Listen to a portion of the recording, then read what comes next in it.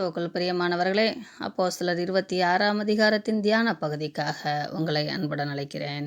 இப்பொழுது அக்கிரிப்பா பவுலை நோக்கி, நீ உனக்காக பேசலாம், உனக்கு உத்தரவாகிறது என்றான். இது ஒரு சபை கூட்டப்பட்டு, பெஞ்ச் என்று சொல்வார்கள் அல்லவா, அப்படி கூட்டப்பட்டு அவர்கள் மத்தியிலே பவுல் பேசுகிறார்.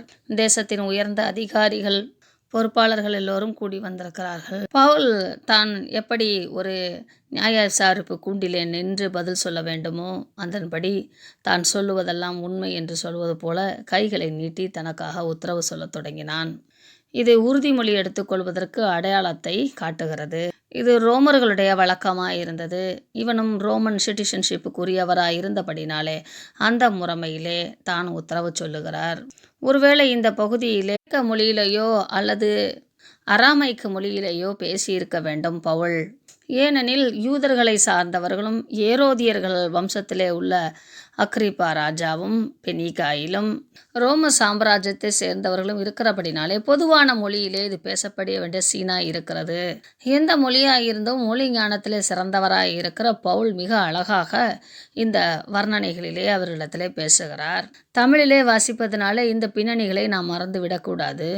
அக்கிரிப்பா ராஜா கிட்டத்தட்ட யூதர்களுடைய பாரம்பரியங்களை நன்கு அறிந்தவரானபடினால் அவர் முன்பாக உத்தரவு சொல்வது எனக்கு பாக்கியம் என்று எண்ணுகிறேன் என்று சொல்லி அக்கிரிப்பாவை ப்ளீஸ் பண்ணுவதற்காக, அதாவது கனப்படுத்துவதற்காக அவர் பேசிவிட்டு, விசேஷமாய் நீ யூதருடைய சகல முறைமைகளையும் தர்க்கங்களையும் அறிந்தவரானபடினால் அப்படி எண்ணுகிறேன், ஆகையால் நான் சொல்லுவதை பொறுமையாய் கேட்கும்படி உம்மை வேண்டிக் கொள்கிறேன் என்று சொல்லி நியாயம் விசாரிப்பதற்கான முக்கிய காரணத்தையும் இந்த கலவரம் ஏன் உண்டானது என்பதை குறித்தும் பவுலே சொல்லிவிட்டு, ஆனால் கீழ்வரும் காரியங்களை எக்ஸ்பிளைன் பண்ணும்போது கிறிஸ்துவே தேவன் என்று அவர்கள் அறிந்து கொள்ளத்தக்கதான சுவிசேஷத்தை அறிவிக்கிறதுக்கு வாய்ப்பாக பயன்படுத்தி கொள்ளுவார்.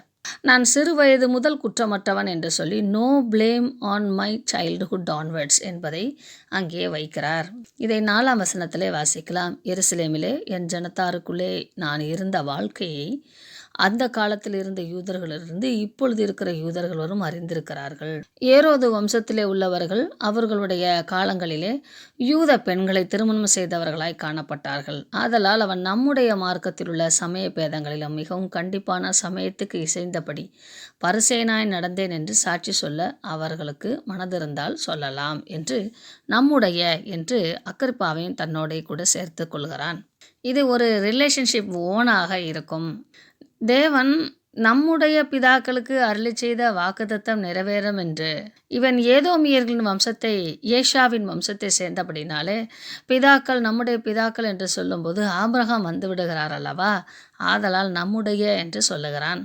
இந்த நம்பிக்கையிலே தான் நானும் இருக்கிறீர், நீனும் இருக்கிறீர். நாம் இப்பொழுது நியாயந்தீர்க்கப்பட்டவனாக இருக்கிறதுக்கு காரணமே நம்முடைய பிதாக்களுக்கு தேவன் அருளி செய்த வாக்குத்தத்தம் நிறைவேறுகிற இந்த சூழலைத்தான். நாம் இரவும் பகலும் ஆராதிக்கிற, இடைவிடாமல் ஆராதனை செய்கிற அந்த தேவன் 12 கோத்திரத்தாருக்கும் அவர் வாக்குத்தத்தம் செய்தார் என்று யாக்கோபிலிருந்து பிரிந்து வருகிறதை அழகாக, அதாவது வேதனை இல்லாதபடிக்கு அழகாக கொண்டு வருகிறார். இது அக்கிரிப்பா ராஜாவுக்கு நன்றாக புரியும். அந்த நம்பிக்கை நிமித்தமே யூதர்கள் என்மேல் குற்றம் சாட்டுகிறார்கள். தேவன் மரித்தோரை எழுப்புகிறது நம்பப்படாத காரியம் என்று நீங்கள் எண்ணுகிறதென்ன? முன்னே நானும் நசரேயனாகிய இயேசுவின் நாமத்திற்கு விரோதமாய் அநேக காரியங்களை செய்தேன். அதை குறித்து இன்னும் கொடுமையான காரியங்களை செய்யத்தக்கதாக திட்டங்களை நினைத்திருந்தேன். அப்படியே நான் எருசலேமிலும் செய்து பிரதேசங்களிலும் செய்து அநேகரை கொலை செய்து சிறையில் அடைத்து அநேகர் கொல்லப்படுவதற்கு நானும் சனகரின் சங்கத்துடைய அங்கத்தினராயிருந்து சம்மதி தெரிவித்தேன் என்று தனக்கு என்ன நேரிட்டது, நான் எப்படி இயேசு கிறிஸ்துவை சந்தித்தேன் என்று அவன் சொல்லுகிறான். நான் ஏன் யூத மார்க்கத்திலிருந்து பரிசேய மார்க்கத்திலிருந்து மாறி இயேசு கிறிஸ்துவை சொந்த இரட்சகராக ஏற்றுக்கொண்டு ஏன் இந்த காரியங்களை குறித்து, மேசியாவின் காரியங்களை குறித்து போதிக்கிறேன் என்று அவன் விளக்கப்படுத்துவதற்காக அந்த காரணம் சொல்வது போல கிறிஸ்துவை தான் சந்தித்ததும் கிறிஸ்துதான் மெய்யான தேவன் என்பதையும் இங்கே விளக்கப்படுத்தும் வண்ணமாக 11ஆம் வசனத்திலிருந்து தன் வாழ்க்கையில் நடந்த அந்த மிகப்பெரிய ஆக்சிடெண்ட்டை இங்கே பவுல் எடுத்து கூறுகிறார். மத்தியான வேளையிலே ராஜாவே, நான் வழியிலே சூரியனுடைய பிரகாசத்திலும் அதிகமான ஒளி வானத்திலிருந்து என்னையும் என்னுடைய பிரயாணம் பண்ணினவர்களையும் சுற்றி பிரகாசிக்க கண்டேன். நாங்கள் எல்லோரும் குதிரையிலிருந்து தரையிலே விழுந்து விட்டோம். சவுலே, சவுலே என்று கூப்பிடுகிற சத்தத்தை கேட்டேன். அந்த சத்தம் வானத்திலிருந்து உண்டானபடினாலே என்னோடே கூட இருக்கிறவர்கள் என்னை அழைக்கவில்லை என்பதை நான் புரிந்து கொண்டேன். நீ ஏன் என்னை திரும்பப்படுத்துகிறாய் என்று ஒரு கேள்வி உண்டாயிற்று. அதோடு கூட முள்ளிலே உதைக்கிறது உனக்கு கடினமாம் என்று எபிரேய பாஷையிலே என்னுடனே பேசுகிற சத்தத்தை கேட்டேன். என்னோடு கூட வந்தவர்கள் போர் செய்வர்கள் ஆனபடினாலே அவர்களுக்கு இந்த பாஷை புரியாது. ஆதலால் தேவன் ஒருவர் என்னோடு பேசுகிறார் என்பதை, என்னோடு பிரத்யேகமாக பேசுகிறார் என்பதை நான் புரிந்து கொண்டேன். ஆண்டவரே, நீர் யார் என்றேன். அதற்கு அவர், நீர் துன்பப்படுத்துகிற இயேசு நானே என்றார். இப்படி எங்கள் 2 பேருக்கும் உண்டான உரையாடலிலே என்னோடு கூட இருந்தவர்கள் சத்தத்தை கேட்டார்கள், ஆனால் புரிந்து கொள்ளவில்லை. அப்பொழுது இயேசு, நீ எழுந்து காலூன்றி நில். நீ கண்டவைகளையும் கேட்டவைகளையும் குறித்து உனக்கு நான் இன்னும் தரிசனமாய் காண்பிக்கப் போகிறவைகளெல்லாம் குறித்து நீ சாட்சி சொல்ல வேண்டும். உன்னை எனக்கு ஊழியக்காரனாக நான் தெரிந்தெடுத்திருக்கிறேன் என்று அந்த சத்தம் சொல்லிற்று. உன் சுய ஜனத்திலிடத்திலிருந்தும் அந்நிய ஜனத்திலிருந்தும் நான் உன்னை விடுதலையாக்கி அவர்கள் எல்லோரும் என்னை பற்றும் விசுவாசத்தினாலே பாவ மன்னிப்பையும் பரிசுத்தமாக்கப்பட்டவர்களுக்குரிய சுதந்திரத்தையும் பெற்றுக்கொள்ளும்படியாக அவர்களை இருளை விட்டு ஒளியிடத்திற்கும் சாத்தானுடைய அந்தகாரத்தை விட்டு தேவனிடத்திற்கும் திருப்பும்படிக்கு நீ அவருடைய கண்களை திறக்கும் பொருட்டு இப்பொழுது உன்னை அவர்களிடத்தில் அனுப்புகிறேன் என்றார். விசுவாசம் முக்கியம். அதனால பாவமன்னிப்பு உண்டாகும். அந்த பாவமன்னிப்பு உண்டானதுனால பரிசுத்தமாக்கப்படும். பரிசுத்தமாக்கப்படுகிறதுனால நித்திய ஜீவனுக்குரிய சுதந்திரம்.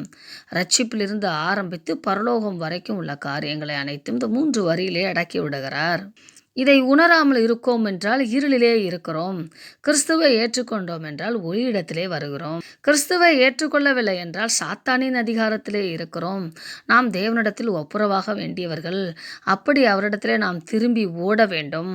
அதற்கு நான் இந்த 2 கூட்டத்தாரையும், தேவனையும் மனிதனையும் ஒப்புரவாக்கும் ஊழியத்தை நான் செய்கிறேன். இந்த தரிசனத்தை தேவன் எனக்கு தந்தபடினாலே அந்த பரம தரிசனத்துக்கு கீழ்ப்படியாமல் நான் தப்பித்து ஓட முடியாது என்பதை புரிந்து கொண்டேன். ஆதலால் முன்பு தமஸ்குவிலே நான் சாட்சி கூறினேன், பின்பு எருசலேமிலே சாட்சி கூறினேன், யூதாயா தேசம் எங்கிலும் சாட்சி கூறினேன். பின்பு புறஜாதியரிடத்திலும் நான் போய் அவர்களிடத்தில், தேவனிடத்தில் மனம் திரும்புங்கள், குணப்படுங்கள், மனம் திரும்புதலுக்கு ஏற்ற கிரியை செய்யுங்கள், நல்ல மனிதாபிமானமாய் வாழுங்கள், அதற்கு முன்னடையாளமானவர் இயேசு கிறிஸ்து. நம் மனதிலும் நம்முடைய சரீரத்திலும் குணப்பட வேண்டும். நாம் இழந்து போன நித்திய ஜீவனை பெற்றுக்கொள்ள வேண்டும் என்று நான் பிரசங்கித்தேன். நான் தேவனுக்கும் மனிதனுக்கும் மத்தியஸ்தராய் இருந்து செயல்பட்டபடினாலே பிரதான ஆசாரிகள் தங்களுடைய வருமானம் போய்விடுமோ என்று பயந்து என்னை கொலை செய்ய திட்டமிட்டார்கள். ஆனாலும் தேவ அழைப்பை பெற்ற நான் தேவ அனுகிரகத்தையும் பெற்றேன். இந்நாள் வரைக்கும் தேவன் என்னை பாதுகாத்து வருகிறார். சிறியோருக்கும் பெரியோருக்கும், அது சின்ன கூட்டமாக இருந்தாலும் பெரிய கூட்டமாக இருந்தாலும், அதிகார வர்க்கத்தினராக இருந்தாலும் சாதாரண சாமானிய மனிதர்களாக இருந்தாலும், யூத மார்க்கத்தை சேர்ந்தவர்களாக இருந்தாலும் அல்லது அந்நிய மார்க்கத்தை சேர்ந்தவர்களாக இருந்தாலும், அவர்கள் எல்லோருக்கும் கிறிஸ்துவே தேவன், அவர் உயிரோடு எழும்பி இருக்கிறார், நம்மையும் உயிரோடு மீட்டெடுக்க வல்லவர் என்று சாட்சி கூறி வருகிறேன். இவைகளெல்லாம் தீர்க்கதரிசிகளும் மோசேயும் முன்னே சொல்லி இருந்தது தானே. 5 ஆகமங்களும் மற்ற தீர்க்க தரிசன புத்தகங்களையும் குறிப்பிட்டு சொல்லுகிறார். தீர்க்கதரிசிகளும் மோசேயும் என்றால் 5 ஆகம புத்தகமும், தோரா என்று சொல்லக்கூடிய புத்தகத்தையும், தீர்க்கதரிசனுடைய புத்தகம் கெட்டிவீம் என்று சொல்லக்கூடிய புத்தகத்தையும் குறிப்பிட்டு சொல்லுகிறார். கிறிஸ்து பாடுபட வேண்டியதென்றும் மரித்தோர் உயிர்த்தெழுதலில் அவர் முதல்வராகி சுய ஜனங்களுக்கும் அந்நிய ஜனங்களுக்கும் ஒளியை வெளிப்படுத்துகிறவராயிருக்கிறார் என்றும் சொல்லுகிறேனே அன்றி வேறொன்றையும் நான் சொல்லுகிறதில்லை. ராயனுக்கு விரோதமாகவோ, பிரமாணங்களுக்கு விரோதமாகவோ, சடங்காச்சாரங்களுக்கு விரோதமாகவோ, தேவாலயத்துக்கு விரோதமாகவோ நான் ஒன்றும் பேசவில்லை. பவுல் தான் சந்தித்த இந்த மிகப்பெரிய ஒளியை அவனால் மறைக்க முடியவில்லை, மறக்க முடியவில்லை. அந்த அனுபவம் மிகப்பெரிய அனுபவமாய் இருந்தது.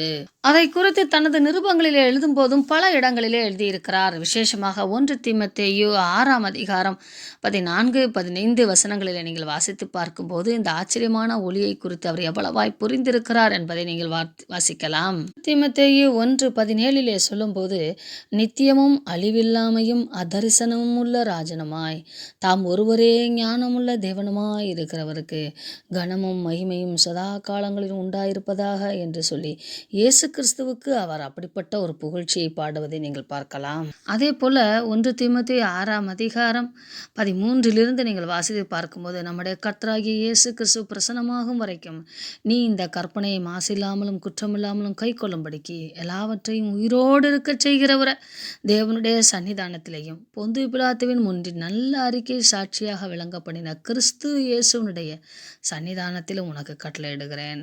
அந்த பிரசன்னமாக்குதலை தேவன் தம்முடைய காலங்களில் வெளிப்படுத்துவார். அவரே நித்தியானந்தமுள்ள ஏக சக்கராதிபதி, ராஜாதி ராஜாவும் கர்த்தாதி கர்த்தாவும், ஒருவராய் சாவாமையுள்ளவரும் சேரக்கூடாத ஒளியிலே வாசம் பண்ணுகிறவரும் மனுஷரில் ஒருவரும் கண்டிராதவரும் காணக்கூடாதவருமாய் இருக்கிறவர் அவர். அவருக்கே கனமும் நித்திய வல்லமையும் உண்டாவதாக என்று சொல்லி இந்த தரிசனத்தின் மேன்மையை ஒவ்வொரு முறையும் உணர்ந்தவராய் பவுல் காணப்பட்டார். ஆதலால் அதை குறித்து சாட்சி சொல்லாமல் அவரால் இருக்க முடியவில்லை. இந்த அனுபவ வார்த்தைகளை கேட்டுக்கொண்டிருந்த அக்கிரிப்பா ராஜாவும் பெஸ்துவும் அப்படியே பிரமித்திருக்கிறார்கள். இவ்விதமாய் அவன் தனக்காக உத்தரவு சொல்லுகையில் 24ஆம் வசனத்திலே பார்க்கிறோம். பெஸ்து உரத்த சத்தமாய், பவுலே, நீ பிதற்றுகிறாய், அதிக கல்வி உனக்கு பைத்தியம் உண்டாக்குகிறது என்றான். ஏனெனில் அவர்கள் ஞான மார்க்கத்தை சார்ந்தவர்கள், ரோமர்கள் ஞான மார்க்கத்தை சார்ந்தவர்கள். இப்படிப்பட்ட மிஸ்ட்ரி அற்புத அடையாளங்களிலே அவ்வளவாய் நம்பிக்கையற்றவர்களாக இருந்தார்கள். அதே வேளையிலே பவுல் இவரோட கூட இவர் புரிந்து கொள்ளுகிற வண்ணமாக அரேமிக் பாஷையிலோ அல்லது கிரேக்க பாஷையிலோ பேசுகிறார். ஆதலால் இவர் பெஸ்து பவுலுடைய ஒவ்வொரு வார்த்தைகளையும் கிரகிக்கிறார், உள்வாங்குகிறார், அறிந்து கொள்கிறார். ஆனால் அவனுடைய அர்த்தங்கள் வித்தியாசமான கோணங்களிலே மிஸ்ட்ரியாக போவதினாலே அவன், நீ அநேக கல்வி நீ கற்றிருக்கிறாய், அநேக மொழி உனக்கு தெரிகிறது, அநேக பிலாசபி நீ படித்திருக்கிறாய், அதனால் இது பைத்தியம் உண்டாக பேசுகிறாய் என்று சொல்லுகிறார். பெஸ்து பவுலை குறித்து நன்றாக ஸ்டடி பண்ணியிருக்கிறாரு என்பதை புரிந்து கொள்ளலாம். பெஸ்துவே ஒரு ரோம அதிகாரியே பவுலை ஆராய்ச்சி செய்கிற அளவுக்கு பவுனுடைய பேச்சு திறமை இருந்திருக்கிறது. அதற்கு பவுல், கனம் பொருந்திய பெஸ்துவே, நான் பைத்தியக்காரன் அல்ல, சத்தியமும் சொஸ்த புத்தியும் உள்ள வார்த்தைகளை பேசுகிறேன். இந்த வார்த்தைகள் மட்டும்தான் மனிதனை சத்திய மார்க்கத்தில் நடத்தும். இந்த வார்த்தைகளை விசுவாசிப்பதனால் மாத்திரம்தான் அவன் சுய புத்தி அடைவான் என்று சொல்லி அவர்கள் அறிவுக்கு தங்களை முக்கியத்துவம் கொடுத்திருந்தபடினாலும் நேர்மை, நியாயம், ஜென்டில்னஸ் என்பதை அவர்கள் கடைபிடித்தபடினாலும் அந்த காரியங்களுக்கு இந்த சத்தியமே உதவி செய்யும் என்பது போல பவுல் எடுத்துரைக்கிறார். அநேக வேளைகளிலே பவுலை போல நான் பேசுகிறேன் என்று சொல்லி அநேக இன்றைய கால ஊழியர்கள் பிதற்றுகிறதும், கத்துவதும், அதிகாரப்படுத்தி பேசுவதும், ஒரு மேடையிலே செய்யத்தகாத குதித்தல், இப்படிப்பட்ட அராஜகமாய் செய்திகளை கொடுப்பதையும் நீங்கள் பார்க்கலாம். ஆனால் பவுல் எங்குமே அப்படி அவர் பேசவே மாட்டார். மிக தெளிவாக, ஞானமாக, நிதானமாக தன்னுடைய ஆடியன்ஸ் யார், எப்படிப்பட்டவங்க, என்ன மனநிலைமையில் இருக்கிறாங்க, அவங்களுக்கு என்ன புரியலை, என்ன மொழியில் அவங்களுக்கு சொன்னால் புரியும், எந்த இடத்துல கிறிஸ்துவை இன்ட்ரடியூஸ் பண்ணால் அவங்க ஏற்றுக்கொள்வாங்க, அவங்க புரிந்து கொள்வாங்க, அவங்க அந்த சுவிசேஷத்தை கேட்பதற்கான வாய்ப்பு எப்படி உருவாக்கலாம், இப்படித்தான் அவர் பேசுவார். யாரையும் நியாயம் தீர்த்து பேசவே மாட்டார். அவர்கள் குற்றச்சாட்டை வாய்ப்பாக பயன்படுத்தி அந்த குற்றச்சாட்டுக்கு மத்தியிலே கிறிஸ்துவின் அன்பை அங்கே வைக்கிறவராக காணப்படுவார். இதுதான் ஒரு ஊழியக்காரன் செய்ய வேண்டிய மிகப்பெரிய, ஒரு கிறிஸ்தவன் கிறிஸ்துவுக்கு சாட்சியாக வாழ வேண்டிய மிகப்பெரிய அடையாளமாக பவுல் வாழ்ந்திருக்கிறார். உடனே அக்கிரிப்பாவிடத்தை திரும்பி இந்த சங்கதிகளை ராஜா அறிந்திருக்கிறார். ஆகையால் நான் தைரியமாக அவருக்கு முன்பாக பேசுகிறேன். ஏன்னா அக்கிரிப்பாவை ஆண்டவருக்குள்ளே கொண்டு வரணும், அதுதான் பவுலோட நோக்கம். இவருக்கு மறைவானதல்ல என்று எண்ணுகிறேன். இது ஒரு மூலையிலே நடந்த காரியமும் அல்ல. அவங்க சந்ததி சந்ததியாக ஆளுகை சேர்ந்து அந்த எருசலேமில் தான் இதெல்லாம் நடந்துச்சு அப்படின்ற மாதிரி அழகாக பவுல் காலங்களையும் அந்த நேரங்களையும் சரியாக பயன்படுத்துகிறார். அப்பொழுது அக்கிரிப்பா ராஜா சிரித்திட்டு, தீர்க்கதரிசிகளை விசுவாசிக்கிறீர் என்று அறிவேன் என்றான். பவுல் அக்கிரிப்பா ராஜாவையே பார்த்து, நீங்கள் உங்களுக்கு தெரியும் தானே, இதெல்லாம் உங்களுக்கு தெரியும் தானே, நீர் விசுவாசிக்கிறீர் என்று அறிவேன். ஒருவேளை அக்கிரிப்பா ஆலயங்களுக்கு, திருச்சபை காரியங்களுக்கு, எருசலேமின் கூட்டங்களுக்கு சென்று வந்திருக்கிறவராக இருக்க வேண்டும். அதனால் அதை கேள்விப்பட்டிருக்கிற பவுல் அப்படியாக சொல்லுகிறான். அக்கிரிப்பா அப்பொழுது சிரித்து கொண்டு, நான் கொஞ்சம் குறைய கிறிஸ்தவனாக வேண்டுமென்று என்னை சம்மதிக்க பண்ணுகிறாய் என்றான். அதற்கு பவுல் அதையும் கூட பயன்படுத்தி, நீர் மாத்திரமல்ல, இன்று என் வசனத்தை கேட்கிற யாவரும், இதுதான் அவனுடைய அடிமனதில் இருந்தது, இன்று என் வசனத்தை கேட்கிற யாவரும் கொஞ்சம் குறைய இந்த கட்டுகள் அல்லாமல் மற்ற கிட்டத்தட்ட என்னை போல கிறிஸ்துவை நேசிக்க விரும்புகிறேன் என்று தேவனை வேண்டிக் கொண்டானாம்.